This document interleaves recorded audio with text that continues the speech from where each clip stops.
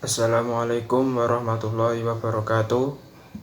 Perkenalkan, nama saya Ardiansyah Romandona, NIM 2019-35004. Di sini saya akan mempresentasikan tugas dari mata kuliah Filsafat Matematika yang diampu oleh Ibu Ratri Rahayu, SPD MPD, yaitu mengenai penjelasan kesepakatan dalam matematika, penarikan kesimpulan dalam matematika, dan sifat matematika.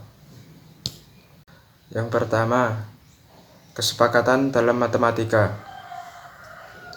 Menurut Wittgenstein, matematika adalah suatu permainan bahasa dan fenomena bahasa berdasarkan pada aturan dan kesepakatan.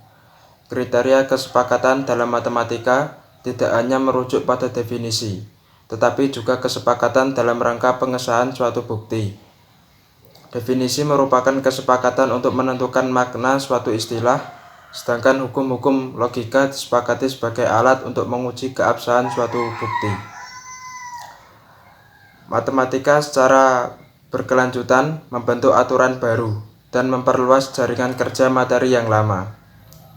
Misalnya, perluasan himpunan semua bilangan real sehingga muncul himpunan bilangan kompleks yang anggotanya terdiri atas bilangan real dan bilangan imajiner. Asal dan perkembangan matematika didasarkan pada kebebasan untuk menemukan aturan grammar baru untuk diikuti atau digunakan. Sankar menyatakan bahwa kadang-kadang membuat aturan grammar atau tata bahasa yang baru dilakukan dalam rangka menyusun suatu sistematika yang baru, yang merupakan rangkaian konsep-konsep matematika yang lama, dan kadang-kadang mengkonstruksi sistem matematika yang seluruhnya baru. Pendapat Sankar sesuai dengan pandangan bahwa matematika adalah suatu sistem deduktif aksiomatik yang diawali dengan memilih primitif konsep atau undefinite dan istilah yang tidak didefinisikan, dan dilanjutkan dengan penetapan definisi berdasarkan kesepakatan dan aksioma yang disepakati kebenarannya karena nampak sesuai dengan pengalaman manusia. Bentuk matematika dari suatu representasi memberikan standar-standar representasi dalam deskripsi tentang dunia. Bentuk matematika dalam arti bahwa bentuk matematika mengadakan aturan-aturan grammar yang dapat digunakan untuk mendeskripsikan sesuatu. Contoh peranan yang dimainkan oleh aturan grammar dengan penggunaannya adalah geometri hiperbolik yang digunakan oleh Einstein dalam teori relativitas dan nampak sebagai aplikasi dari sistem matematika alternatif yang menggunakan aturan grammar untuk mendeskripsikan gejala-gejala alam. Menurut pendapat Wittgenstein, matematika dibangun dengan kesepakatan sebagai lawan dari tautologi. Ia menolak konsep matematika sebagai tautologi dan menegaskan bahwa matematika dibangun dan dikembangkan berdasarkan kesepakatan. Kemudian, penarikan kesimpulan dalam matematika.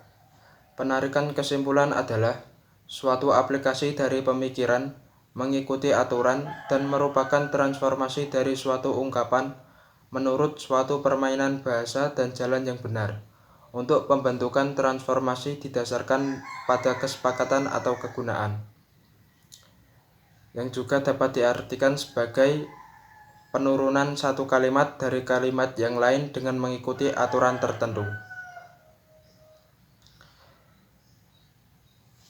Teori rule following juga diterapkan dalam praktek matematika, misalnya pada berbagai teknik pada kalkulasi. Sebagai contoh, aturan kalikan 3 tidak dapat dengan sendirinya menunjukkan bagaimana aturan itu digunakan. Jika seseorang mengetahui makna aturan, maka ia akan mengenal bagaimana menggunakannya. Sifat matematika. Yang pertama, menurut aliran logisisme, Sifat alami matematika terdiri atas deduksi-deduksi dengan prinsip-prinsip logika. Menurut tokoh formalisme, Hilbert berpendapat bahwa matematika adalah suatu permainan yang dimainkan dengan simbol-simbol yang ditetapkan secara sembarang berdasarkan aturan yang dapat ditetapkan secara sembarang. Permainan hanya taat kepada syarat formal konsistensi. Dengan demikian, apabila matematika dipandang sebagai suatu permainan, maka orang yang memahami matematika harus mengetahui, memahami, dan mentaati aturan permainan yang ada dalam matematika. Yang ketiga, komponen utama dalam setiap cabang matematika adalah konsep, aksioma, dan teorema. Yang pertama, konsep. Dalam matematika, konsep-konsep dinyatakan dalam bentuk rumusan yang disebut definisi atau mathematical definition. Definisi adalah hasil kesepakatan sosial para matematikawan. Pada dasarnya, tidak ada definisi salah. Definisi dikategorikan atas definisi yang baik dan definisi yang tidak baik. Yang kedua, aksioma. Konsep epistemologis matematika adalah teori Euklidean, yaitu teori yang meletakkan aksioma-aksioma di puncak sistem dan merupakan self-evident truth. Semua pernyataan matematika harus taat terhadap aksioma. Proses pembentukan suatu sistem formal matematika diawali dengan menetapkan aksioma-aksioma dan aturan-aturan derivasi. Kemudian teorema.